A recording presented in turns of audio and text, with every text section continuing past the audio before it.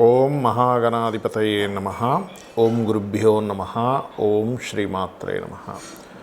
పరమేశ్వర స్వరూపమైనటువంటి జ్యోతిష, వాస్తు మరియు ఇతర అనేకమైనటువంటి శాస్త్రములను మనకు అందించినటువంటి మహర్షులకి నమస్కారం. హయగ్రీవ హయగ్రీవ హయగ్రీవేతియో వదేత్తస్య నిస్సరతే వాణి జన్హుకన్యా ప్రవాహవత్.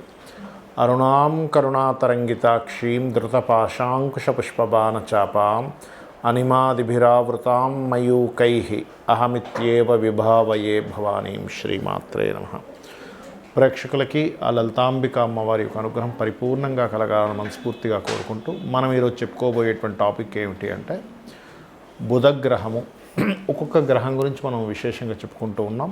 అందులో ప్రతి జాతకుడికి కూడా బుధుడు యొక్క పాత్ర ఏమిటి, బుధుడు బాగుంటే కలిగే ఫలితాలు ఏమిటి, బుధుడు ఇబ్బంది ఉంటే కలిగే ఫలితాలు ఏమిటి, మీ లగ్నరీత్యా, లగ్నం తెలియని వారు రాశిరీత్యా బుధగ్రహం యోగించాలంటే ఏం చేయాలి, బుధగ్రహం యోగిస్తే ఎంత రాజ్యయోగం పడుతుంది వ్యక్తికి, బుధగ్రహం కనుక పాడైతే ఎటువంటి ఇబ్బందులు పడతాడు, దాని నుంచి ఎలా బయటపడాలి అనేటువంటి విషయాలు, మరియు మీకు జాతక చక్రం లేనప్పుడు బుధగ్రహ ఫలితాలు వస్తున్నాయి అందుకే ఇబ్బంది పడుతున్నాం అనేటువంటి విషయాలు ఎలా తెలుసుకోవాలి అనేటువంటి అనేకమైనటువంటి అంశాలు చెప్తుంది నేనైనప్పటికీ కూడా చెప్పిస్తుంది సాక్షాత్ లలిత అమ్మవారిగా భావిస్తూ ఒక్కొక్క లగ్నం తెలియని వారి రాశి నుంచి మనం తెలుసుకుందాం.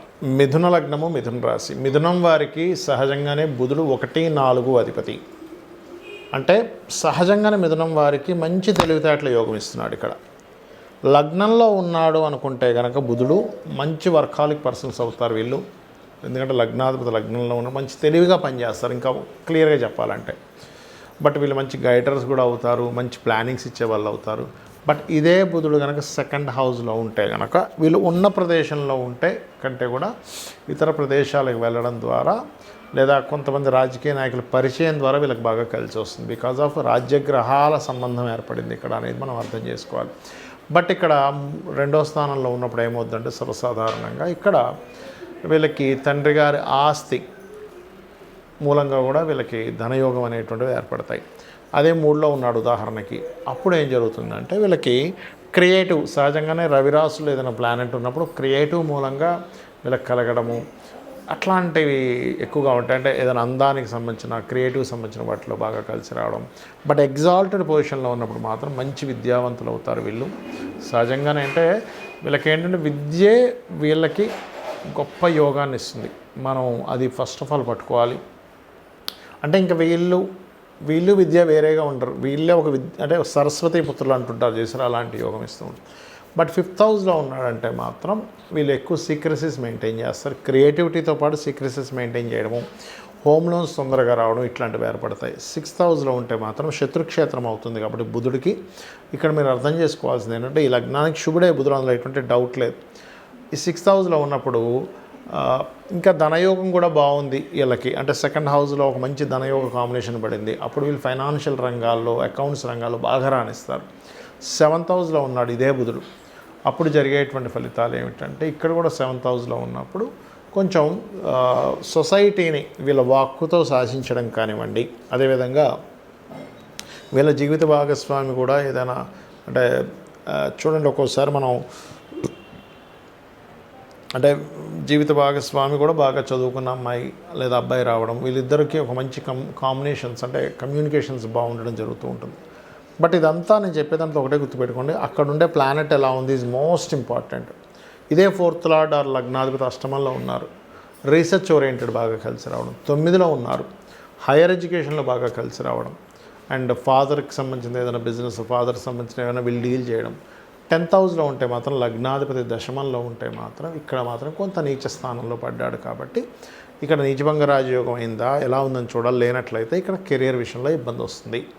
11th హౌస్ ఆల్వేజ్ మీకు ఇచ్చేటువంటి ఫలితాల్లో ఇది కొంచెం శత్రుక్షేత్రం అవుతుంది. కాబట్టి కొంచెం లైఫ్లో హడ్డుల్స్ ఎదుర్కొని తర్వాత మళ్ళీ సక్సెస్ అవుతారు. 12th హౌస్లో కనుక ఉంది అంటే కనుక ఇక్కడ వీళ్ళు బిజినెస్ లైన్స్లోకి వెళ్ళడానికి ఎక్కువ ఛాన్సెస్ ఉంటాయి వీరికి. ఈ రకంగా ఏంటంటే ఒక్కొక్క ఇది అయితే కాకపోతే 11th హౌస్లో ఉన్నప్పుడు మాత్రం 4వ అధిపతి 11th హౌస్లో ఉన్నప్పుడు పూర్వీకుల ఆస్తులు ఏదైనా వీళ్ళకి రావడం అనేటువంటిది కూడా జరుగుతుంది. ఇక మీరు చేయవలసినటువంటి దేవతారాధన లలితా అమ్మవారి ఆరాధన చేయండి, అనే విధాలు బాగుంటుంది. చాలామందికి జాతకాలు ఉండవు, అంటే వాళ్ళు పుట్టినప్పుడు వాళ్ళ జన్మజాతకం రాయరు. అలాంటప్పుడు ఎలాగ ఈ బుధగ్రహ ప్రభావం వారి మీద పడుతుందని ఎలా గుర్తించాలి? చాలామంది ఏమనుకుంటారంటే ఏ ప్రాబ్లం వచ్చినా ఏనాడు శని నడుస్తుందండి, అర్ధాష్టమి శని నడుస్తుందండి, అష్టమి శని నడుస్తుందండి, మాకు కాలసర్ప దోషం ఉంది అందుకే పని అవ్వట్లేదు అనుకుంటారు. కాదు, మీరు బాగా అర్థం చేసుకోండి.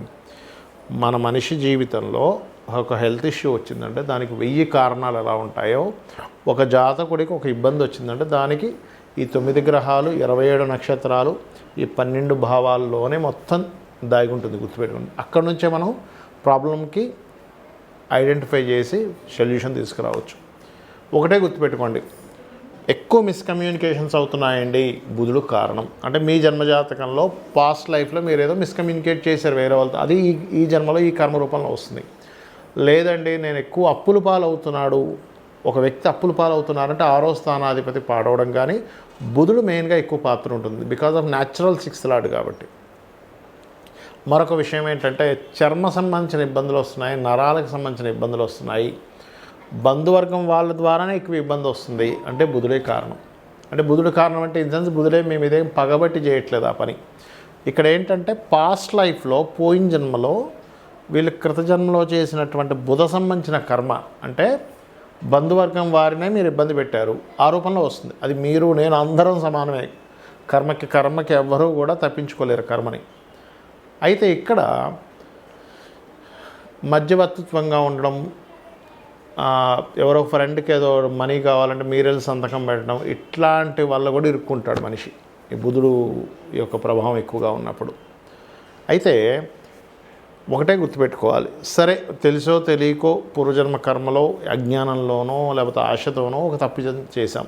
ఈ జన్మలో జన్మించినప్పుడు ఈ గ్రహ ప్రభావం పోవాలంటే ఏం చేయాలి అంటే ఒకటే గుర్తుపెట్టుకోండి, ఈ గ్రహ ప్రభావం ఎప్పుడు పెరుగుతుంది అంటే ఎక్కువ గాసిప్స్ వింటూ, అసలు అది నిజమా అబద్ధమా అని చెప్పి మనం తెలుసుకోకుండా మనకు తెలిసిన ఒక ఇన్ఫర్మేషన్ స్ప్రెడ్ చేస్తాం తెలియకుండా.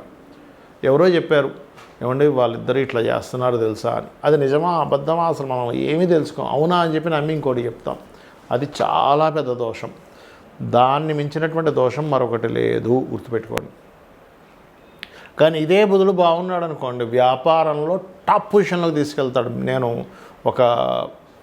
దాదాపుగా ఒక 5000 జాతకాలు టాప్, అంటే ఒక బిజినెస్లో ఇంకా ఒక రేంజ్లోకి వెళ్ళిన జాతకాలు చూసినప్పుడు వాళ్ళందరి జాతకాల్లో నేను చూసింది ఏంటంటే బుధుడు బాగున్నాడు. బుధగ్రహం బాగున్నప్పుడు ఏంటంటే స్పాంటేనియస్గా అప్పటికప్పుడు డబ్బులు, అంటే విపరీతంగా ఫైనాన్స్ రావడం. బుధుడు షేర్ మార్కెట్కి కూడా కారకుడండి. బుధగ్రహం బాగుంటే షేర్స్లో విపరీతంగా రాణిస్తారు, కోట్లు సంపాదిస్తారు. అదే బుధుడు మల్టిపుల్ ధనయోగాలకు కారకుడు. అంటే ఈ వ్యక్తి ఏమీ చేయడు, రకరకాల వాటిల్లో ఇన్వెస్ట్మెంట్ చేసుకుంటూ వెళ్ళిపోతాడు. ఫ్రెండ్ ఒక బిజినెస్ పెడితే ఆయనకి డబ్బులు ఇస్తాడు, ఇంకో ఇస్తాడు. బుధుడు బాగుంటే ఈ వ్యక్తి కేవలం మనీ ఇన్వెస్ట్మెంట్ చేసుకుంటూ వెళ్తుంటే అక్కడి నుంచి ఆటోమేటిక్గా డబ్బులు వస్తూ ఉంటాయి. ఇది బుధగ్రహం యొక్క బలం. ఇదే బుధుడు కనుక పాడైతే అనాలోచితమైనటువంటి పనులు అస్సలు ఆలోచించరు, ఏవేవో చేస్తూ ఉంటారు, ఏవేవో పోగొట్టుకుంటూ ఉంటారు, ఏమేమో అయిపోతూ ఉంటారు, మళ్ళీ నేను గొప్పగా ఆలోచించానని చెప్పుకుంటూ ఉంటారు. ఇది చాలా చాలా కేర్గా ఉండవలసిన విషయం. అందుకని మన వాళ్ళు ఏం చెప్తారు, చిన్నప్పటి నుంచి విష్ణు సహస్రనామాలు నేర్పించండి పిల్లలకి అంటారు. ఎందుకు? బుధుడు బాగుపడతాడు. బుధుడికి అధిష్టాన దేవత విష్ణువు. లేదంటే నాకు నోరు తిరగదు అని అనుకుంటే కనీసం ఓం నమో నారాయణాయ అనే నామం చేసుకోవచ్చు. లేదు, గోవుకి వెళ్ళి చక్కగా గోంగూర తినిపించడం ద్వారా, పెసలు దానం ఇవ్వడం ద్వారా, 1 కేజీ పెసలు, గ్రీన్ కలర్ వస్త్రం దానం ఇవ్వడం ద్వారా, గృహంలో బుధగ్రహానికి స్థానం ఉత్తర దిశ అంటారు. ఉత్తరంలో మీరు కనుక ఏదైనా ఎల్లో కలర్ కానీ లేకపోతే మన రెడ్ కలర్, పింక్ కలర్స్ ఇట్లాంటివి ఉత్తరంలో వేస్తే కూడా బుధగ్రహ ప్రభావం నెగిటివ్గా పనిచేస్తూ ఉంటుంది. ఉత్తరంలో ఎప్పుడు కూడా వైట్ కలర్ ఉండాలి, గుర్తుపెట్టుకోండి. ఎంత వైట్ కలర్ ఉంటే ఉత్తరం వైపు మీకంత ఫైనాన్షియల్ గ్రోత్ పెరుగుతూ ఉంటుంది. కాబట్టి మీరు ఒకటే గుర్తుపెట్టుకోండి, బుధుడు మీ జన్మజాతకంలో పాపగ్రహాల మధ్యన ఉన్నాడు అంటే 3 విషయాలు ముఖ్యంగా గుర్తుపెట్టుకోవాలి. అప్పుల జోలికి వెళ్ళొద్దు, అప్పులు ఇవ్వడం కావచ్చు, తీసుకోవడం కావచ్చు, వెళ్ళొద్దు. రెండవది, గాసిప్స్ని నమ్మి ఏ పనులు చేయొద్దు, గాసిప్స్ని స్ప్రెడ్ చేయకూడదు. అంటే వీళ్ళనే కదా ఎవరు కూడా స్ప్రెడ్ చేయకూడదు. మీకు తెలుసో తెలియదో ఎవరికి తెలుసు. ఇవాళ రేపు ఛానల్లో వచ్చేసినట్టు నిజం అనుకుంటే అట్లా ఆ ఛానల్ వాళ్ళు ఏదో ఒక వార్త వేయాలని వేయచ్చు, వాళ్ళకి రాంగ్ ఇన్ఫర్మేషన్ రావచ్చు, చెప్పలేం కదా. అదేవిధంగా మరొకటి ఏంటంటే బంధువర్గంతో రెస్పెక్ట్ఫుల్గా ఉండండి. బంధువర్గంతో ఎవరైతే రెస్పెక్ట్ఫుల్గా ఉండరో, అనవసరమైన గాసిప్స్ స్ప్రెడ్ చేస్తూ ఉంటారో వాళ్ళందరికీ కూడా నెక్స్ట్ జన్మల్లో బుధగ్రహం బాగోదు, దానివల్ల ఎక్కువ ఇబ్బంది పడతారు. అన్ని ప్లానెట్స్ కంటే most powerful and dangerous planet కూడా బుధుడే. కాబట్టి ఈ బుధగ్రహ అనుగ్రహాన్ని మీరు పరిపూర్ణంగా పొందాలని విష్ణు సహస్రనామాలు, లలితా సహస్రనామాలు, అందులో ముఖ్యంగా ఇంకా మీకు బుధగ్రహ ప్రభావం ఇంకా బాగుండాలంటే లలితా సహస్రనామాలో ఒక మంత్రం ఉంటుంది, ఓం కర్పూర వీటి కామోద సమాకర్ష దిగంతరాయే నమః. ఇది చేయండి, అన్ని విధాలా బాగుంటుంది. శ్రీమాత్రే నమః.